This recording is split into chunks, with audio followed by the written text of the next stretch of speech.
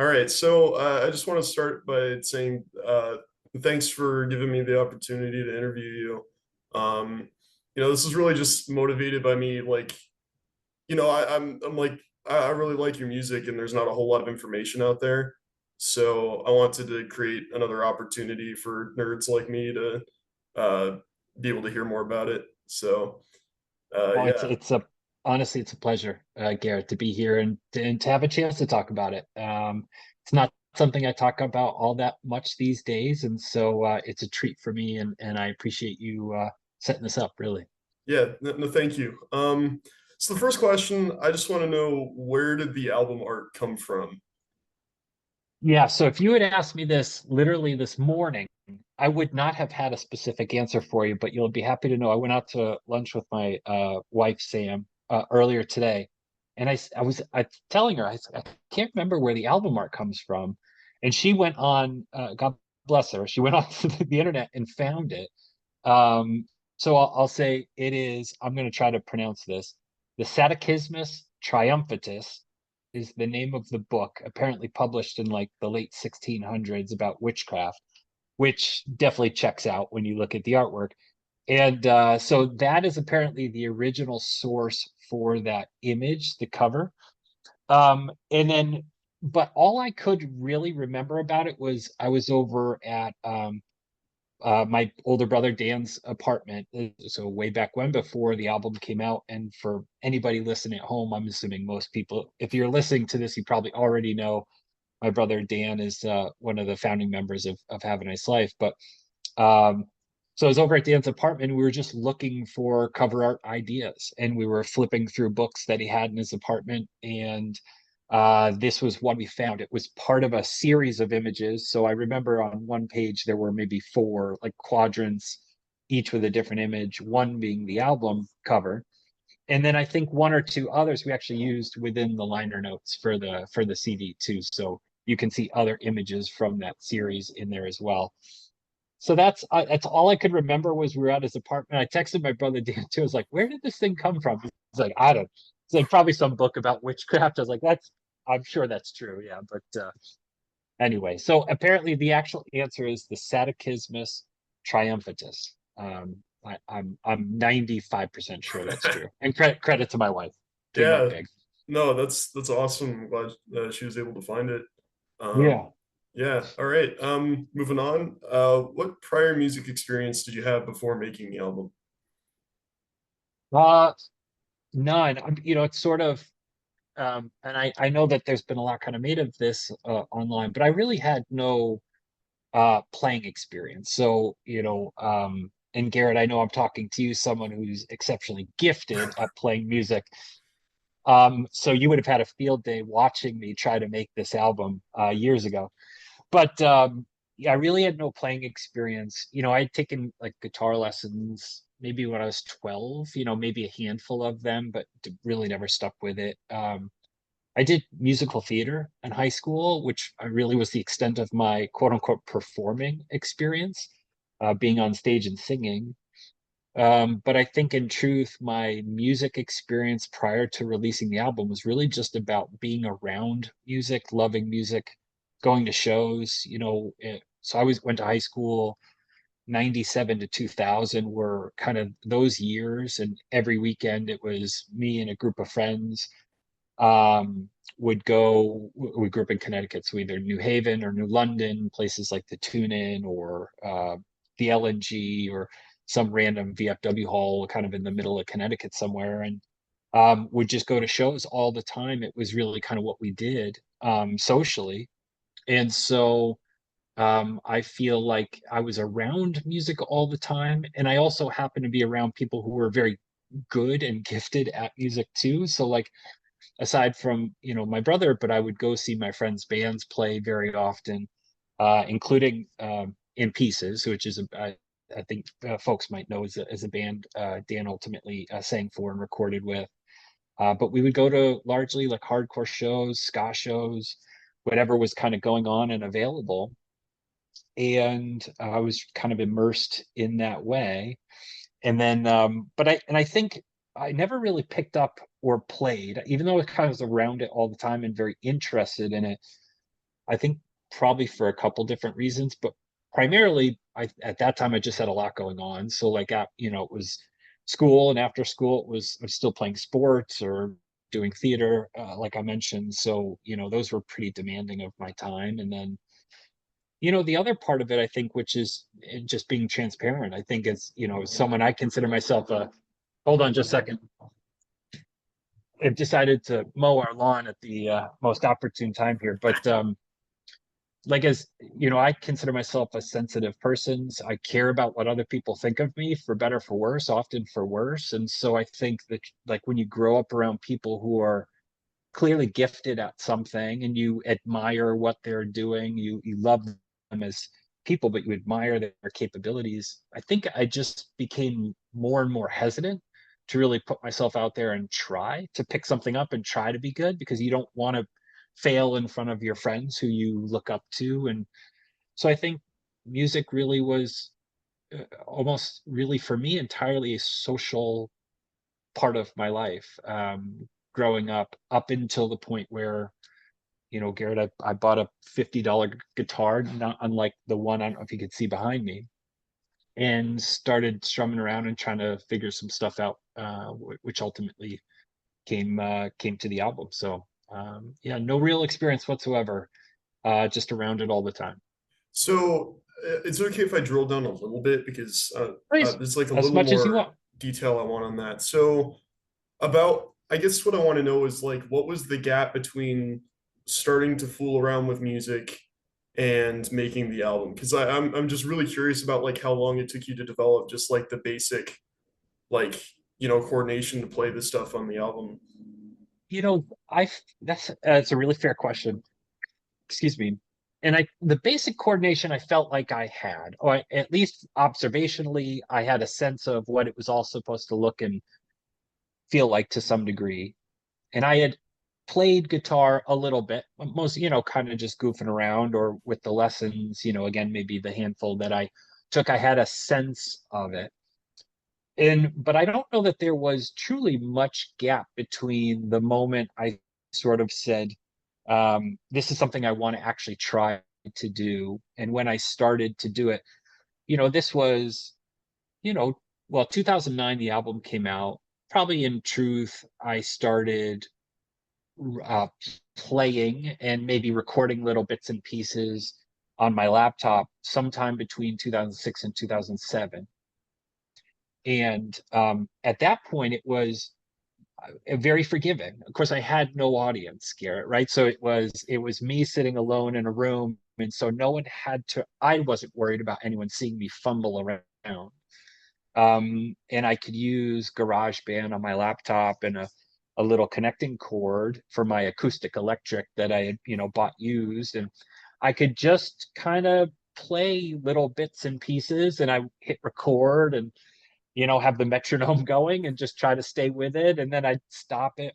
And I promise I've got, or at least I had anyway, I'm sure 5,000 audio clips that are like 3 to 5 minutes long of me playing the same guitar part over and over again until I stop and then press stop record and go back to listen to it. And, so many of them, like much of the stuff that I did musically then, I mean, it's cringeworthy now, but then it was just a very private activity, just to play around and see what I could do and play with the recording aspect of it. Really, at the same time, I was figuring out how to make sounds that I enjoyed.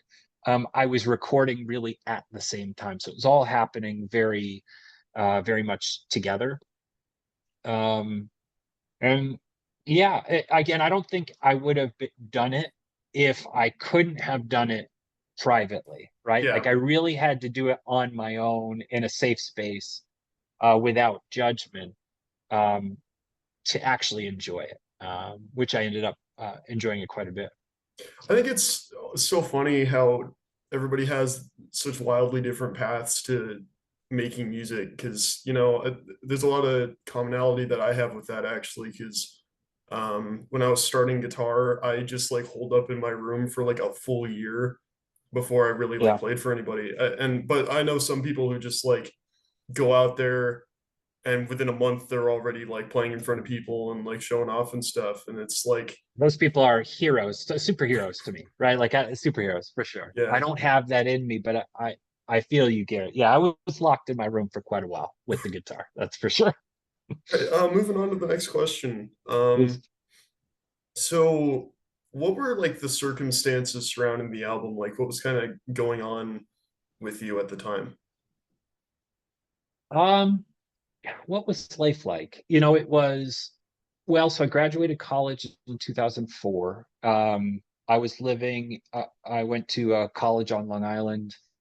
So I was living in New York. I was living on Long Island. I just met my girlfriend at the time, now wife. We've been together 20 years this year, Sam. I met her my last Congratulations. semester. Hey, thank you very much. We're making it work. And I'd met her my last semester, and at that point I really didn't know what I wanted to do post graduation, so I decided to stick around on Long Island for a little while and see what happened with our relationship, and just got a job as like an office manager at some like a real estate office. And I got an apartment, lived in an apartment building with 5 or 6 other guys that I knew from college. And life I think was very simple. um we were what were we doing? We were hanging out, getting high, going to work, coming back. It was like that was our and it had a lot of fun with it. And like I said, hanging out with my now wife, and just living. And it was kind of a beautiful period of time. And I happened to live with, actually, in that apartment building, the two guys who lived in the room right next to mine. They were in a group called Riflemen, and they were doing some recording in their little room. And so we're kind of always around music. Actually, Riflemen, worth checking out if you can find them online. They were on Kentora Records for a little bit. Really cool dudes, great sound. But it was a lot of that, a lot of hanging out, listening to music, and like I said, simple. And it's a special, I think, moment in time for sure. Things really shifted for me, and I think this is, in many ways, this is similar for Dan, as we think about the influence on his music, but also just the spark that kind of started me writing and playing, as we talked about, was 2006, when our dad passed. And he passed away very suddenly. And I think beyond that point, things really took a turn for me, where, like I said, it did spark my writing, and I would start to sit down and kind of write down some of the thoughts that were going through my mind, or things. And a lot of that became lyrics that you would have hear on the album. And I found, as I started to write, then I had this, well, I wonder if I could put that to something. And so again, kind of picking up the guitar, you can kind of see where the evolution, where kind of took shape from that point. And I don't wasn't really thinking about it like this at the time, but the truth is, I needed a distraction. I was very, very sad, and I was not myself, and I was not having the same good time, or it wasn't easy anymore to sit and relax and hang out, and whatever. I felt very uncomfortable. And so I ended up kind of locking myself in my room more and more, writing, um, around on the guitar, playing around with recording, and it became this really valuable outlet for me. On some ways, as a distraction, a total distraction, because I could just immerse myself in this thing and get lost in it. And then, with hindsight being 2020, I can see it also as this really productive outlet, for what I was feeling, and actually as a way to kind of help me process some of the stuff I was going through. Um, and that was it. It was I was still working. I was still, getting up and getting dressed, and doing the thing, like trying to get through. But you're just carrying this weight with you, and you can't necessarily share with everyone as you go out. And in the office, it's Yeah. it's hard to talk about. It's whatever. So he came home, and I had this kind of refuge, where I could kind of just lose myself and work through some of those things. And yeah, it was I think still a sort of a beautiful time. It was a very necessary time for me. And the recording, like I said, it was very clumsy, very messy, a lot of one step forward, 20 steps back, like, scrapping stuff and whatever, just feeling it out. But it wasn't like, the idea was never to have anyone really listen to it. You know what I mean? Yeah. It was the process was the point, was just to be doing this thing, that I could kind of lose myself in. And I think it took a turn, because I've talked about it now to this point is like really an entire private activity, and it was, very much so. Um, but it took a turn to sort of this, maybe I will share this with someone, or maybe I will have other people listen to this. I actually let Dan listen to a couple songs that I had recorded, and they were rough, but the first song he heard was All Teeth, which is the first song on the album. And I remember him, kind of listening to it and being like, actually, I think you might have something here. Like, this actually sounds good, and I'm like, oh, okay. And he really encouraged me to keep going with it. And I really credit his encouragement as probably the reason anything exists, that anything really was ever put out there, because it was like a perfect storm for me. I had this older brother who I love, certainly as a brother, but admire deeply as a musician and a creative person. And he said, I actually like what you're doing, keep going. And that was, I needed that, like that positive validation. But he also, like, just so happened to be running a record label that releases stuff from home recording artists. And it was like this, a series of green lights in front of me that basically just said keep going, and I had every reason to keep going, so I did.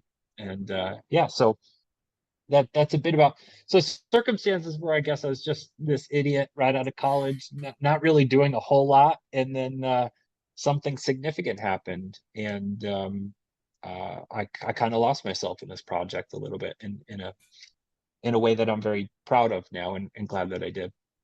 Yeah. That kind of segues nicely into the next question. I wanted to know a little bit about how it circulated. So it kind of sounds like that was mainly through Dan. Yes. Yeah, when we so the album came out early 2009 on Enemies List Home Recordings. That's the label that Dan had started, and released obviously early Have a Nice Life stuff through that as well. And I think we pressed like 100 CDs. For some reason, it's 2009. I don't know why. I really wanted a CD, like my own CD. You know what I mean? So I think we pressed 100 CDs, and then there was like a digital download you could get on the Enemies List site. So for $5, you could download the album. And we sold out of the CDs in maybe a handful of months. It was very slow. And then I have no idea how many people ever downloaded the thing on the website. I have no clue. But that was it. We As far as I was concerned, it was sort of mission accomplished. Like, I wrote this thing, I'd recorded it, we released it. This thing's gone further than I ever really would have thought it would ever have gone. And I had no expectation for anything beyond that point. It was sort of, well, that's what I was trying to do. I put it out, and it's out. And so, and that was kind of it. It's funny, and I think about this too. I said I don't know how many people download it. I truly have no idea, but because even now today, like, the only way I listen to the CDs or the album is like I find like YouTube videos of it. You know what I mean? So, which I suppose adds to its lore maybe in some way. But I think Dan once, this might have been 2010 or 11 at some point, I think he gave me a check for $200. This is, Garrett, still to this day, the only money I've ever made. excuse me, and I think that was like my cut of the quote of the album sales. You know what I mean? As I made $200 lifetime on this album, and I this is a good reminder. I should probably reach out and see. He's got to owe me at least $5 more, right? I mean, someone's downloaded this thing. But anyway, yeah, that was it. That was our circulation, and still to this day, our only circulation for the album. But That's awesome. That's a great story. Okay. Sorry. So Ticking no Clock came worries. out a year after Death Consciousness. And I was wondering, like, what were you kind of influenced? You kind of talked about that a little bit, but were you influenced by what Dan and Tim were doing around that time? Oh, yeah. Yeah, absolutely. It was sort of impossible not to be, if I'm being honest. Like, I think now, like, even all the early comments or reviews I could find of a ticking clock online at that time compared it to Death Consciousness or Have a Yeah. Nice Life. Or, and I've seen this comment, it's like a shitty Have a Nice Life. You know what I mean? Like, I've seen that comment a few times. And I suppose there's some truth there too. But like, it again, kind of impossible not to be influenced by what they were doing. Dan and Tim and what they were doing with Have a Nice Life was my primary template for what home recorded music sounded like, what it was like to record music at home. um and also I think too, like, you know there's the other elements here, which are Dan and I also going through and navigating this same tragic event that influenced a lot of kind of the lyrical themes and things of that nature. So we're both kind of coming out of the same experiencing in our own ways, certainly, but the same event. Um, and Dan and I, we're very, very close. Always have been, including our younger brother Andrew as well. We are very, very close brothers, friends. We have very similar musical interests as well too. So the overlap there is it's very easy, I think, to see how these two albums would come out in a and have similarities to them. I think, so. Yes, a big influence on me without question. And I think, just to be clear for anyone listening at home, like, in my own mind, I don't put my album on the same level as any of the other Have a Nice Life albums. Like, in my head, they're very different categories of things. Um, but that's more so just how I think I view myself, but also kind of the pedestal I tend to put Dan and Tim and their work and the kind of the pedestal I put them on, and I think rightly so. I sort of see them as in their own stratosphere. Um, and as I was doing my own thing, obviously having heard Death Consciousness, but also a lot of the earlier recordings and things, a lot of the stuff that now has kind of made its way onto like the Voids compilations or other things. I had been hearing that stuff for years, and so it was always there. It was impossible to not kind of have those fingerprints on what I was doing, I think. I think I always liked how Ticking Clock kind of serves as almost like a companion to Death Consciousness. I think for that reason that you said, I like how it's Yeah, sort of like yeah. a different perspective on a lot of the similar subject material. I Um, love that. I love the idea of it as a companion to it for sure. They were, uh, yeah, like I said, yeah, they definitely have their similarities. I don't think there's any question about it. The lyrical theme for sure, but also like the production quality. You know what I mean? I think it's hard to escape, right? You sort of know when you're putting on one of those albums because it sounds like that. But yeah. Anyway, great influence, and I'm very happy it was an influence for sure. yeah, so aside from Dan and Tim, and I think you mentioned a couple of local artists like In Pieces and Rifleman, I think you said. Who are Yeah, yeah. some other influences on your sound? You know, I really don't know. Dan and Tim and Have a Nice Life, I think, are very clearly the primary influence. What I'll say now, Garrett, I think it's hard to know what type of an influence this type of music had on a ticking clock. But what I'll say is, like, I am typically drawn to music that is raw and feels genuine. It's kind of broad terms. there's a lot of different kind of music that can fit into there, but I sort of there's a feeling I get sometimes when I listen to certain music, and that's really what I gravitate towards. When I was younger, um, and I started to get into more like rock, really alternative, grunge, that type of a scene in the early 90s, mid 90s. A lot of the stuff I was listening to, you could find. You could go into a record store, find it, you could turn on the radio, you could hear it. It's your Nirvanas and all of these kind of groups. But it had an edge to it, and I was drawn to the edge. And then what I didn't realize was there's this whole other sort of sea of music out there that actually has more edge or has more to it. And I kind of always go back to in eighth grade. I picked up a copy of Earth Crisis's album Destroy the Machines, and I was hooked on it. Um, I remember Dan saying, I don't know if you should get that. I think that might be too heavy. Like, I don't think you're gonna like it.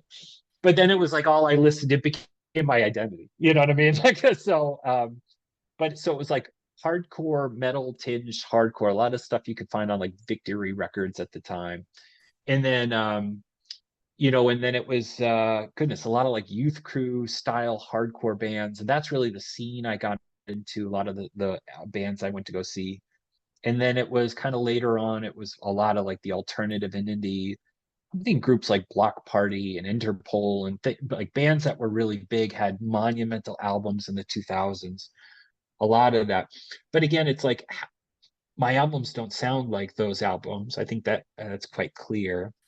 But I do think kind of growing up in an underground scene where um, authenticity and emotion are often prioritized over production quality or musicianship, like there's something to that. Being a part of that type of a scene and that type of a mentality for so long, I think was encouraging to me as I sat down and wrote music that objectively a lot of people just aren't going to be able to get into or love, but I still felt like it had value.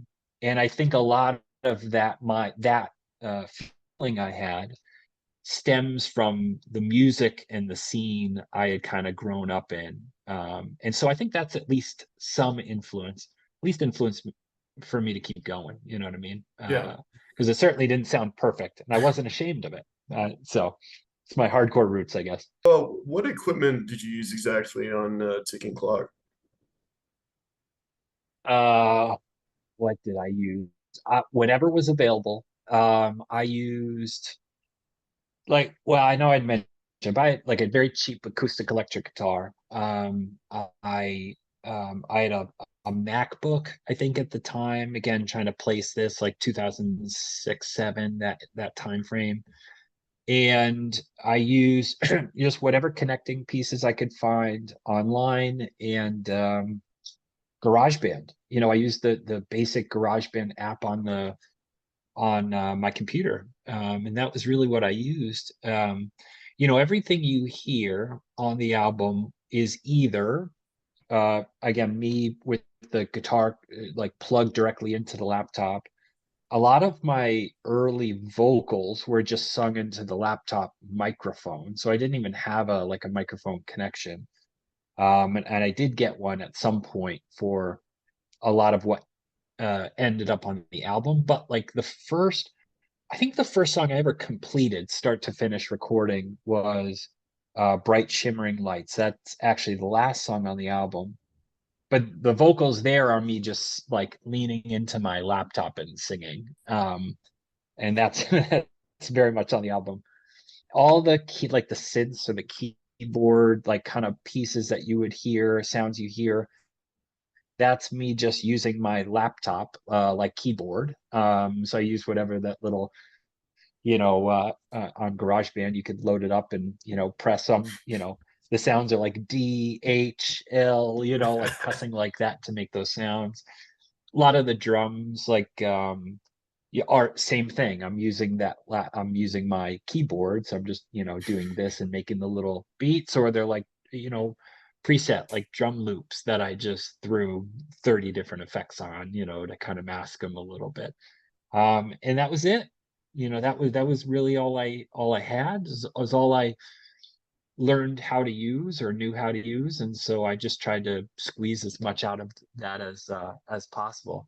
I think the only song on the album, I'm certain the only song on the album that wasn't recorded, basically just me in my apartment in my room, was Distance Runner. Distance Runner, I recorded everything but the vocals. I recorded in an afternoon hanging out at Dan's apartment. So we kind of sat down, and so whatever program he had available that he was using, that's what I used to make that song. So It's funny, a couple times that I've jogged in the last couple of weeks, Distance Runner comes on, and it's like, I'm the hey, there we song. go. Yeah, perfect. Just keep going. You know what I Yeah, mean? yeah. It's I saw this happening in the future. I made that for you, Garrett. Well, thank you. I appreciate it. Um, all right, so this is kind of a longer question, so I'm just gonna read through it. A lot of the album deals with pretty dark themes and negative emotions, which isn't altogether uncommon. But a lot of people don't seem to get why artists fixate on this sort of like darker subject material. So I was just wondering, what do you personally think the value is in exploring these emotions, and why is it so common? Hmm. Um, that's a great question. Well, I know I mentioned earlier, and this is true. Like personally, I find myself drawn to things that do have a rawness to them and feel authentic and genuine. And whether it's darker themes or whether it's a particular sound or atmosphere being created, like like for me personally, it's not that I can't enjoy a good pop song, because I do. I can turn on pop radio and enjoy it, but it's a very surface level of enjoyment. It's a very surface level enjoyment. If I want something that's going to make me feel something or think something at a deeper level, um, I need honesty. I need an authenticity that I think you don't often find, or at least for myself, I don't find reflected enough in mainstream art or mainstream music. And I think I, I have this sense, and I don't think this certainly doesn't make me unique in any way, Garrett. I think if nothing else, this connects me, I think, better to other people and makes me more empathetic. I really feel like I experience frustration, I experience anger, I experience sadness,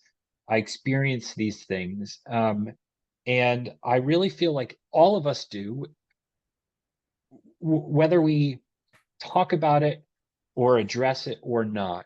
I have this sense that we're all kind of carrying around this weight with us at all times. And it is cathartic, I think, to hear something or to see something that, to me, it feels like it cracks through this facade of everyday life, the whatever it is, the filter that we put on as we interact with other people, and it's, hey, how you doing, how's the weather, that type of a thing.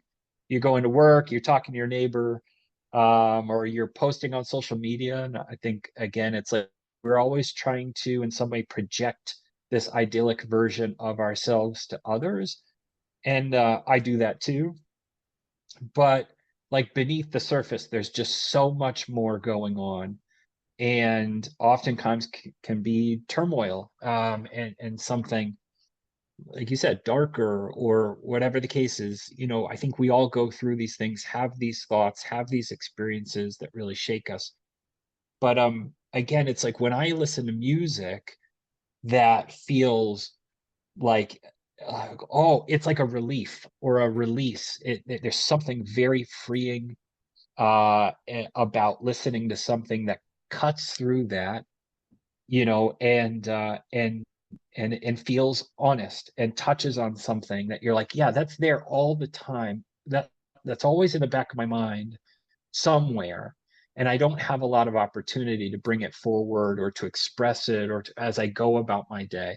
I can put these earphones in and I can listen to this song, and it like cuts right through, and it brings me right there, and I feel like this is talking about something that's as honest as anything else, but often hidden. I don't know.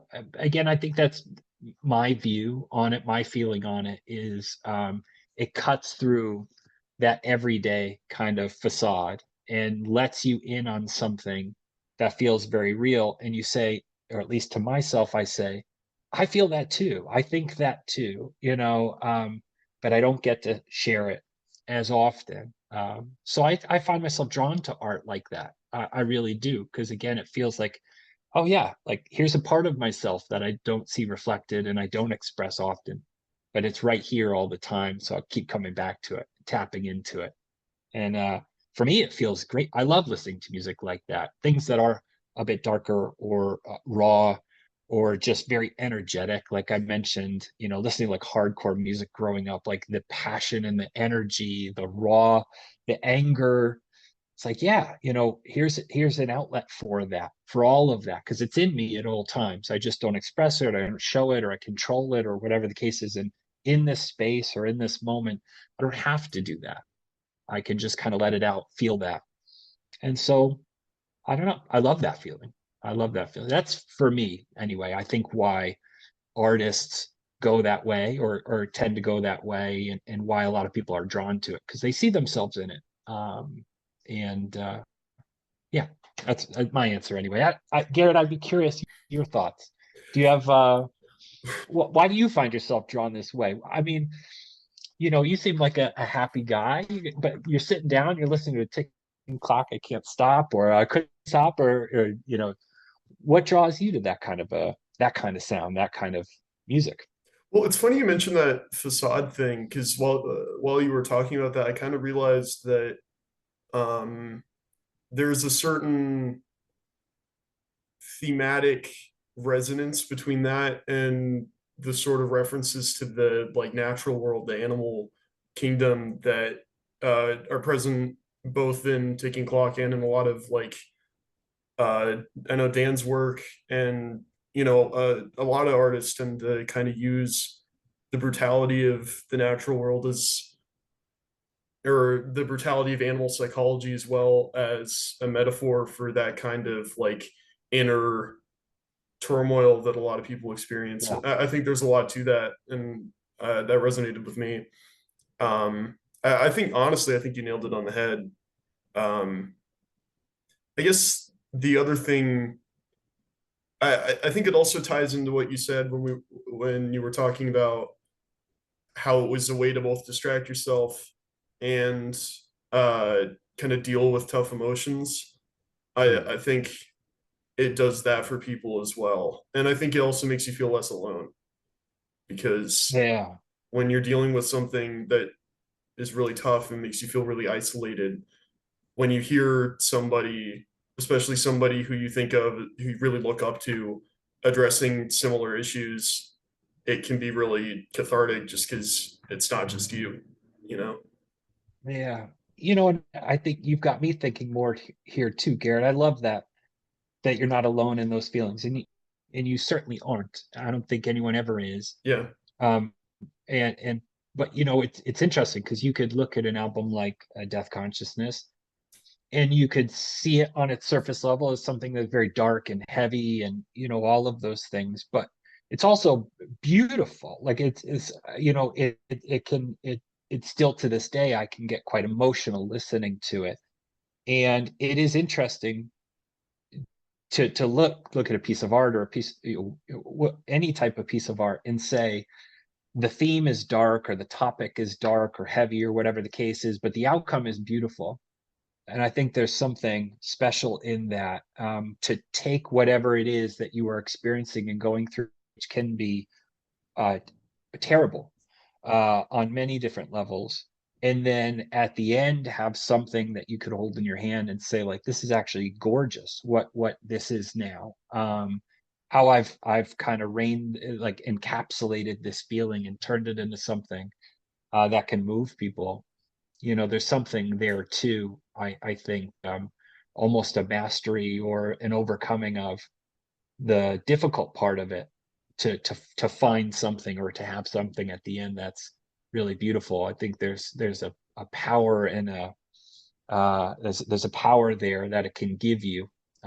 So yeah, I think it's funny. The more I think about it, you could probably answer this question 100 different ways yeah. for sure. But Yeah, I just it's very honest though. Those feelings and experiences, and I love art that shows that to me. Yeah. Yeah, thank you for answering that. So I guess kind of along those lines, you've talked a lot about authenticity and kind of just almost like base emotions as being very like valuable, these like very intrinsic things that aren't even that are just so fundamental to our being. So I was wondering how that maybe like factored into your writing philosophy at the time, if you'd like, codified that in any way. I don't know. I don't know that I've ever thought of having a writing philosophy per se. I think, you know, in many ways, in most ways, maybe always, I did not overthink anything that made it onto this album. My writing of it, the lyrics, the music, and I think some of that is just because, well, I'll say this, like when I'm writing words or lyrics, I think all I really care about is writing something that I think might be thought provoking and feels like a genuine expression of something I am thinking about at the time or feeling at the time. And I don't know that I think beyond that. What I find myself drawn to in the type of music that I grew up listening to and listen to often, whatever, those lyrics tend to take a certain shape and form and feel to them. But really, the purpose is to, again, kind of put something forward that I feel like is genuine and maybe thought provoking at best.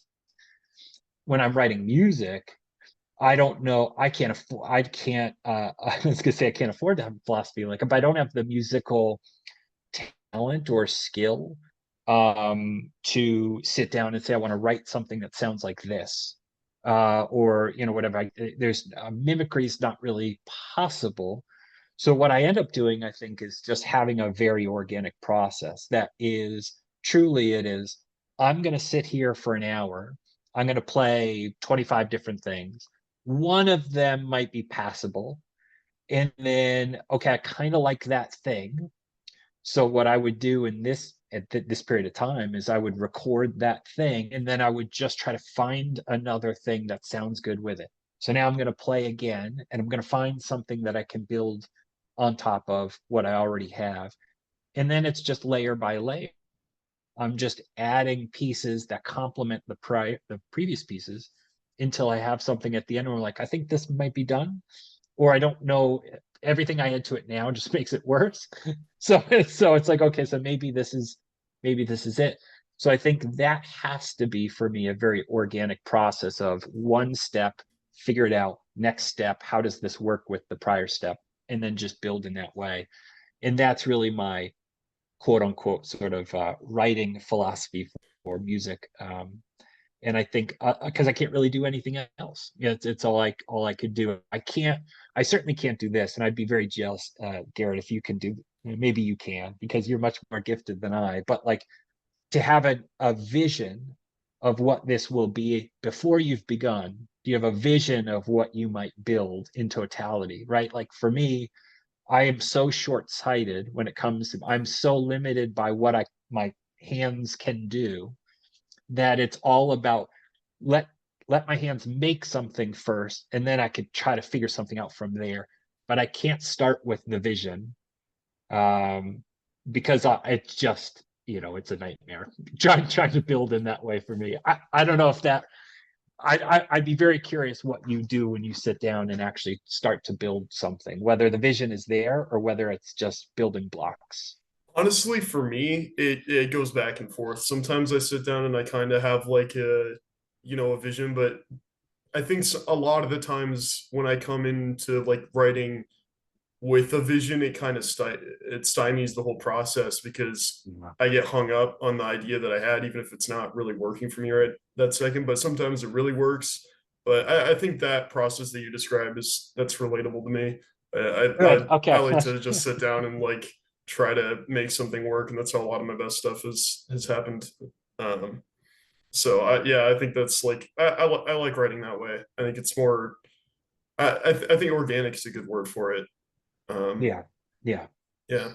So another thing I wanted to ask, kind of along the lines of that other question, was why do you think so many people are drawn to these like dirty, like grungy, very home recorded atmospheres and music and that like sound? Yeah. I suppose my answer will be I'd probably be very similar, I think, to what I said prior, but I think there is an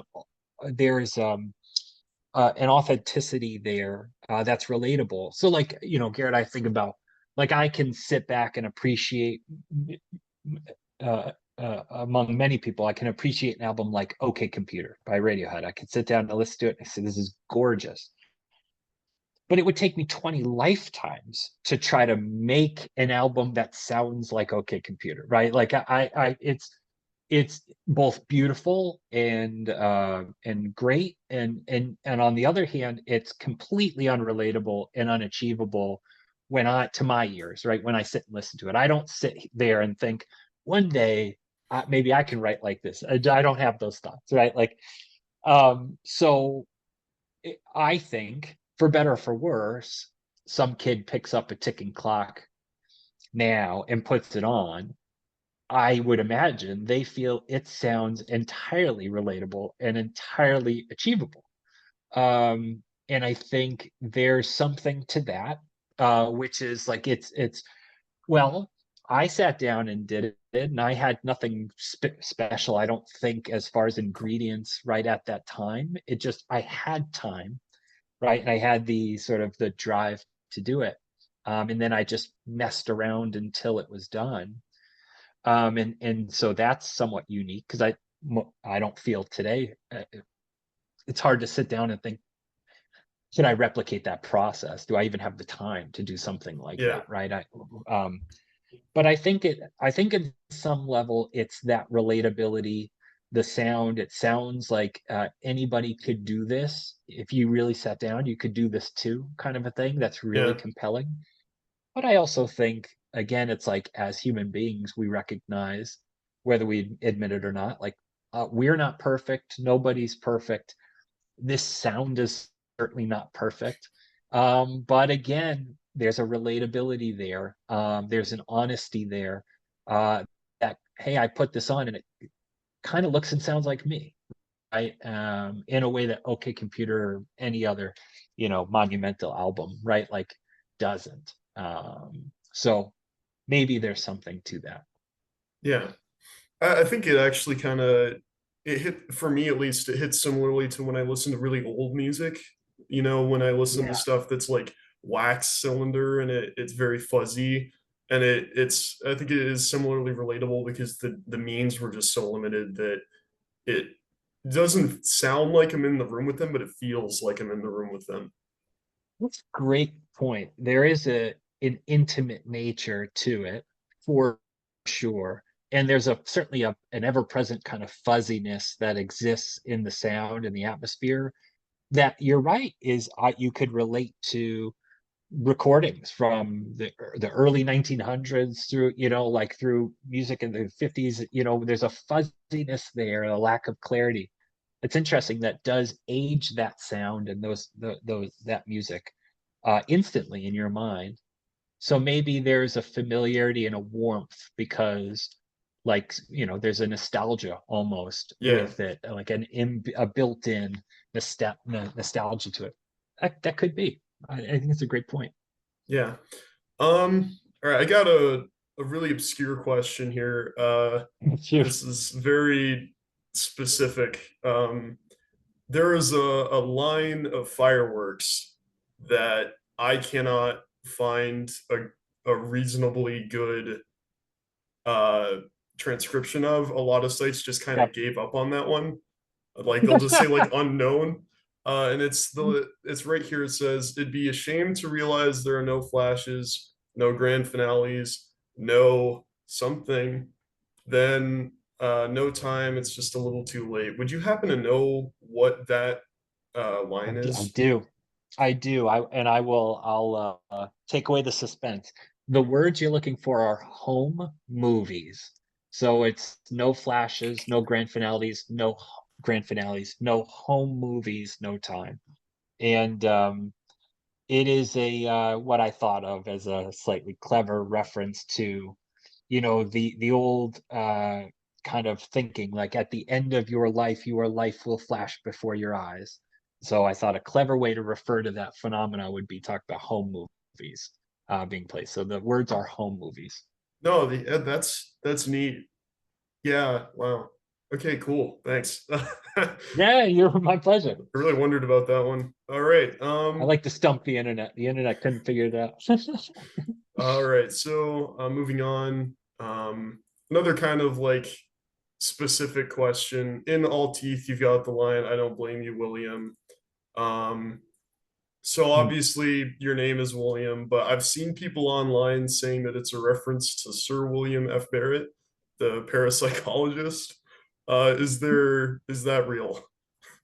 That is not real. And I do hate to disappoint the internet because it often comes up with things that are much more exciting than the reality. But yes, I'm referring to myself in this song. And I'll say like I wasn't familiar with William F. Barrett or this individual until recently. Actually, if I saw something on Reddit, people were posting about or speculating that actually I was not a real person, that Dan was behind I've Afterlives, seen that thread.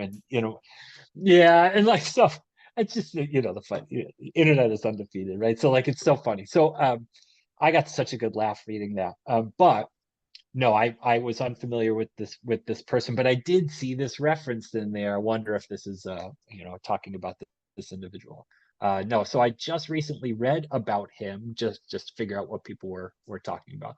That is a lot cooler than the reality, but I'm just talking about myself in the song. Yeah. Yeah, I always thought that kind of hit better. Like talking about yourself, I thought that fit with the Yeah. album a little better, but I had to ask. I've Yeah, seen no, I it a love few it. too many times. I love Um, it.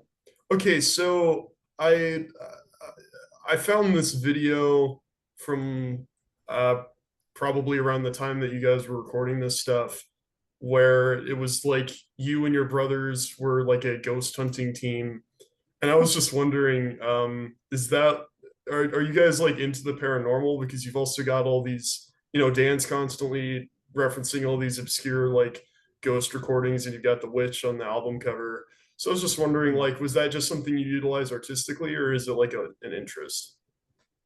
It's it's a really fair question. And by the way, and I love that you have seen this video of our ghost hunting group, Orb, Otherworldly Yes. Research Brothers, which by the way, we had a sister group, which we our wives, we said they were in a group called Witch, which I think was called we like Women Investigating, Tracking, and Cataloging Hauntings, or something like that, something ludicrous. Anyway, I will say that that was entirely done for fun. Right. I think that's probably quite clear. But although funny enough, Garrett, if you find that video, I think it's the only one, the Orb video on YouTube. The song playing over it is an unreleased Afterlife song, actually called Oh "Comes the wow. Deer." So that's a hot tip for the internet. And so you can hear it. It just never made it anywhere. It was recorded probably 2 years after Dude, I actually Ticking Clock. remember when I watched the video, I was like, what is that in the background? Who made that? I'm glad I Yep. got Yeah. the Oh closure. yeah. That's oh yeah. So but I will say this. I do love the paranormal. I think it's super cool. For me just goes back to watching, I think, the X-Files growing up. That was like appointment viewing in our home.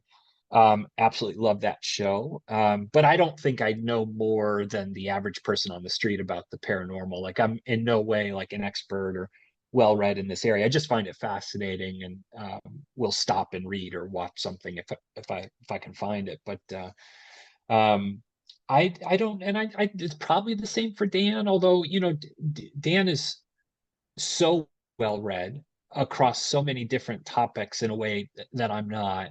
I'm sure he's gone much deeper in certain areas. Certainly, like the Salem witch trials, I think probably is well known with Giles Corey and all these other things. Like he's spent a lot of time reading that, and but I for me, it's just I love the X-Files. Then I just love it. Actually, funny enough, I don't know if you'll be able to see if I can turn my camera logo. Over here, I've got my X-Files I Want to Believe poster leaning up against the wall, but so it's always with me. But I think yeah, Orb just was something funny we wanted to do. Actually, a true story. This was as in advance of Dan's wedding. This was part of our bachelor party event. We where we decided we were going to record the intro to our fake ghost hunting show. That's what we did during the day on is it the bachelor party weekend or whatever. One of our things that we did just for fun, which I think just speaks to who we are. And I think it's really funny to see people find that video online now because they're only context for Dan is, have a nice life and all these very serious things. And then they see this video and it's jarring because they how do I like this person made death consciousness and this is clearly such a ridiculous video. But I think all of us, including our brother Andrew, that we all have this really silliness about us too, that um, I think just obviously doesn't come out in the music so much, but it's very much there all the time, for sure. And I'll give another just about Orb because we actually tried to do one ghost hunt for real, um, and it was our younger brother Andrew and his now wife Lauren were living in Medford, Massachusetts, and they had this thing happen one night where they heard a noise, and then the premise for this is just ludicrous. And there was like a pair of socks that like moved from one spot to the other in the morning, something like this. So that was all we needed to say, like, this is a job for Orb. We're finally going to go do it. We're going to go investigate. This is clearly a ghost. So we went, we spent a couple hours. Like, I bought this cheap handheld video camera. Dan got this like EVP recording detecting app on his phone. So I just have pictures of Dan like walking around their apartment holding his phone, looking at numbers that mean nothing to nobody. You know what I mean? Like, and we took a lot of pictures. We interviewed Andrew and Lauren, just a lot of fun. We did that for a couple hours, and then no lie, and then we went. We capped off the night by going to Alston and went dancing, which and just one of the all-time funniest, most ridiculous nights of my life. What a great time! And we talk about Orb every once in a blue moon. It comes up, and every time it does, we all say we want to do it. We all want to go on like another hunt or something. Maybe one of these days, Garrett. Maybe one of these days it'll happen, but it hasn't happened yet. You got to film it when you do. Yes, for sure. For All right, sure. I got one more question for you here. It's been 15 years since Ticking Clock came out, and I just want to know how have your thoughts and feelings about the album changed since release? Um, they've changed a lot. They've changed a lot. I'll try to say, kind of quickly. I think probably I've gone through three phases with it. When it first released, I really felt quite proud of it. I was proud of myself for doing it, and I was excited about it. And then, I think after a few years, it became actually very hard for me to listen to. And I could only hear the flaws and all the little things that weren't good, wasn't what I was trying to do, or whatever the case is, or I'd cringe at some of the lyrics, or it was like going back in a time machine and seeing yourself as a teenager or something. Like, I can't believe I said that or did that or whatever. And I really didn't listen to it for a long time. I think because of that, I couldn't enjoy it. And then um, lately, over the last handful of years, I've really come back around on it. I feel very proud of it. I'm so glad I did it. I'm so glad people still find it, and I really credit other people for reaching out to me. Folks like yourself, Garrett, or other people I've seen leave comments online on YouTube clips or things when they just say, "Oh, I love this," or when Have a Nice Life recorded a cover for All Teeth, for instance, I could listen to it because it wasn't mine, and I loved it. I like this song. And then I go through and all the comments, and you'd see people like, I like the Afterlives one too, or all this stuff. And it was those kind of things that kind of reeled me back in. and all of a sudden I was far enough away from the experience of recording it that I could listen to it with kind of just fresh ears and appreciate it for what it is. And yeah, I'm really thankful, honestly, for people, for keeping it alive and reaching out to me every couple months. I get a message and someone will say something really positive about it, and it just makes me feel so good. And now I listen to it and I feel good, and I'm glad I'm there. Yeah, that's awesome, man. Yeah, All right, thank you so much for doing this. my pleasure. Yeah, this was really fun. So Same here, Gary. thanks. Thank you, man. I appreciate it.